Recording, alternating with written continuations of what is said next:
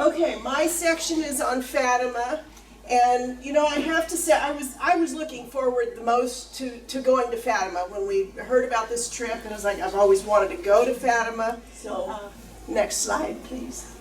So, a little bit of history for those of you who haven't studied it in a while, and I'll just do this real quick. Our Lady of Fatima miracle began on May 13th of 1917. 3 peasant children, Francisco, who was 9, Jacinta, and I'm probably not saying that right because I don't speak Spanish or Portuguese.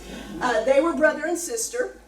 And then Lucia was 10. She was their cousin. So they were out tending the family flock of sheep, and they were blessed with the Virgin Mary. Came to visit them in a spot and out in the fields. She told the children that world peace would occur if they would spread the godly message of prayer. Lucia told the villagers that Mary had asked them to say the rosary every day in order to keep world peace. Of course, nobody really believed this 10-year-old kid or her cousins. News of the apparition spread throughout the village. Some believed them and some not. But the Blessed Virgin promised the children that one day a prophecy would occur that would show and prove to the village people that they were being honest and truthful. And that was what you'll see in a minute is the 6th final apparition that was titled The Miracle of the Sun. Next. These are the 3 kids. So Lucia was 10, her cousin Francisco was 9, and the younger one was 7. So that's what they looked like at the time when the Virgin visited them. So the first of the apparitions, Mary told them that she would come on the 13th of each month for the next 6 months. She told them that they would need to commit sacrifices and to suffer, but they would end up in heaven. And she tells them to say the rosary every day to bring about peace and devote themselves to the Immaculate Heart of Mary. Next month, June 13th, all of these are on the 13th so far, so next month on the 13th, the kids are out shepherding the sheep again. Mary asked the children to add the Fatima prayer to the end of their rosary. The children ask her to go ahead and take them to heaven. She tells them it's too soon. She does tell them that Jacinta and Francisco will go sooner, but that Lucia would live longer. So they already had a premonition that they weren't going to last all that long. They didn't know how long, but July 13th, the next month, Mary reveals the 3 secrets to them. She shows the children hell, and what a horrible place it is. She also predicted the Second World War, persecution of Christians in Russia. She goes on to say there will be further persecutions of Christians. So imagine these small children, 10 years old being the oldest, and they're having to pass this message along. I can imagine why nobody believed them. 4th apparition, the next month. Notice the date. It's not on the 13th anymore. That's because the kids had been kidnapped by the police and put in jail because they didn't believe them. So they kept them in jail for 6 days. Police thought that they were making all this up and figured, putting them in jail would make them fess up to the truth. But the children stood their ground and were released 6 days later. So Mary appeared on the 19th, 6 days later, and told the children to pray for the sinners. So that makes sense. The 5th apparition was on September 13th, next month, back on the 13th. And on this day, people from the town gathered to see if Mary would show up. White rose petals fell from the sky, but as they touched them, the rose petals disappeared. Now, if that won't make you believe, I don't know what will. But Sister Lucia, she didn't become a nun till later, but Lucia asked Mary to cure the sick, and Mary responded that God could not cure those who were not healed. So he expected people to do a certain part on their own before God would help them out. The site of the apparitions, because she always came to the same spot each time, was marked by a cross and put up by the locals in 1918, and they built a small chapel of rock and limestone, covered it in tile. Now, shortly after that, it was torn down because there were so many people that didn't believe them, and then later on it was rebuilt again. So next. The last apparition was titled The Miracle of the Sun. It was the 6th and final miracle. It occurred on the 13th of October. In response to the prophecy made by the children told the people in the village to come out and witness it. Everybody, even the skeptics, they invited them all. Supposedly, or claims were 70,000 people, and I'm sure that was more people than just what was in their little town. But 70,000 people came. And according to the various witness accounts, it had been raining that day. So everybody came out in the rain, and they're all sopping wet, out in the field, in the grass, with the sheep. But when Mary appeared to them, or when appeared, the rainy sky cleared up. The ground that was wet became dry. Everybody dried off. And the sun appeared to be dancing around and zigzagging in the sky within the clouds, giving it the name of the miracle of the sun. Others mentioned multicolored light, radiant colors all over the sky. It lasted for about 10 minutes, and the children were finally believed by all the people of Fatima. So between the roses in the sky and the sun dancing around, you've got to believe something. There was an investigation conducted by the local bishop in November, so a month later, to review the reports, and the miracle was declared worthy of belief and a supernatural character, and it was declared that by Bishop Jose de Silva in 1930. Pope Pius XII also approved the miracle in 1940. A little more history. Francisco died in 1919, so not that many years later, so he didn't live very long. Followed by his sister, Jacinta, in 1920. They died from the Spanish flu, so still children. They were beatified on May 13th, 2000, so not that long ago, by Pope John Paul II, canonized by Pope Francis on May 13th of 2017, which was the 100th anniversary of the first apparition. So that's appropriate, I think. And on that day, Pope Francis officially recognized the miracle of the sun. So I don't know if the first recognition wasn't really official by the other pope. I don't know, this is kind of confusing to me, but anyway, it was officially recognized again in 2017.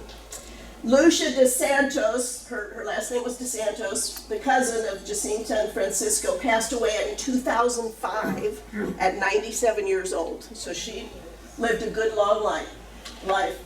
Pope Francis advanced the cause of sainthood for Sister Lucia, choir people, on June 22nd of this year. We came back on June 22nd.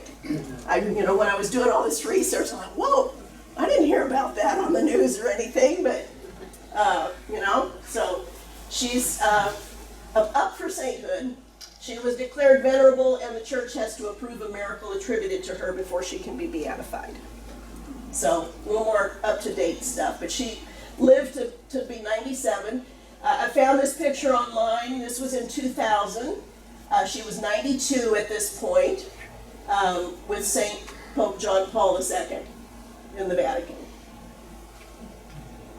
Okay? All right, now, this is actually the chapel. So, in my mind, and anybody who knows better can correct me if I'm wrong, I'm thinking that this little building was actually built over the site. Now, not the first location, or not the first building, but this was built. This particular statue is a replica of the Virgin that the children saw. That statue has traveled all over the world, but it lives here. And this is it in a glass case right in front of this little building. And all of this is called the Chapel of the Apparitions. So the original statue was built in 1920, and her crown contains the bullet that hit Pope John Paul II on May 13th of 81. I'm sure y'all remember that. So this is looking from the outside, looking in, and people can obviously come in and pray, spend as much time as you like there. So it's a beautiful chapel. This is the outside of it, so you can see the glass on both sides. Here's the statue. and opening from this side. Now, one thing that I want to point out to you is this sidewalk here. All of this is pavement, but there is a sidewalk here. Starts way up high in the parking lot and comes down. And pilgrims who have special petitions, prayers that they'd like to have answered, they can come down this sidewalk on their knees. And all the way around the chapel on this sidewalk. So there's a picture of, and there were some people doing it while we were there. Behind, over here, is the basilica. So this is the outside view from where we were. There's actually 3 locations to worship. So the chapel of the apparitions is the glass enclosed one. That to me was the most important, because that's where it actually happened. There was a tree there. There's a tree behind the chapel right now. It's not the original tree that Mary came under, because so many people came and started stealing parts of the bark, and it killed the tree. So this other tree has been planted since then. It's not as the original tree, but that is part of the story. Okay, now we participated in the rosary, so that was special to me. I brought my beads from the Vatican, blessed by St. John Paul, and prayed the rosary. Now, mind you, it was in Portuguese, so a little tricky to stay focused, but makes you really pay attention. Okay, where are we at now? Let me see if I can mumble it to myself in English to keep up with everything, but it was still special to be able to take part in that. This is, again, from the choir area in this picture, but this is during the Mass. So you can see the open end of the chapel there. It was a very large chapel, but beautiful inside there. Another shot from inside, and again you can see the statue here, and it was just gorgeous. Here's the organ and the choir area between the rosary and us coming in to sing for the Mass. Here's again the sidewalk from up above, and if you, this is the Basilica of Our Lady of the Rosary, built between 1928 and 1953. It has a beautiful statue of Our Lady up here, and if you Googled the Pope speaking at Fatima, then he would have been up here. You'll see this overhang, and he's standing here to speak to the, because this whole esplanade will be full of people when the Pope is there. This statue, our tour guide told us that the Virgin Mary gave information and gave directions to Lucia to have this statue created. So I didn't find that anywhere in my reading, but the tour guide told us, so I'm assuming she's telling us the truth. But it's a beautiful statue. Had plantings all around it and holy water that you could get. This is inside the basilica, and each of these side chapels is Stations of the Cross. These are the graves of Jacinta and Lucia. So both girls are on one side of a side altar up front. Next one. And here's Francisco on the other side altar. Close-up of the altar is a beautiful church, magnificent in the design and everything. I love the white. I like all the colors, but I like the white too. Lots of stained glass in it. So it was gorgeous to visit, and you can see pipe organs back there. When you come out, there's 200 columns. 200 columns that surround on both sides. So this is just one side of it. And again, the Pope would have been talking down here on this area. This is looking into these columns, and then step forward and a picture of all the columns. Then they decided sometime in the late 19th 1900s that that basilica was not big enough. It's pretty big, but it wasn't big enough. So they built another one that's the Basilica of the Holy Trinity, that's more of a contemporary design. I forget how many people that it seats, but bigger than the basilica, the other basilica. So it was built between 2004 and 2007. You could buy candles, and you could buy white ones or you could buy tan ones, and then put them, you lit them off of someone else's candle. They had all different sizes that you could buy. You would light your candle and set it into a holder, and then the candles, it was so hot in here, the candles were meant to melt. So you would leave your candle there, or I brought mine home. I did leave one there to say prayers and leave one there, but I also brought candles home. So I brought a couple of my candles tonight. I will say that, you know, going to visiting places like this, Santorum was awesome. I mean, being, you know, that close to a holy relic that, you know, after you hear the story and you can see the blood in it, that is so special. And all the different places that I've been privileged and blessed to visit because I've been with a choir and got to sing in all those places, but also got to visit them.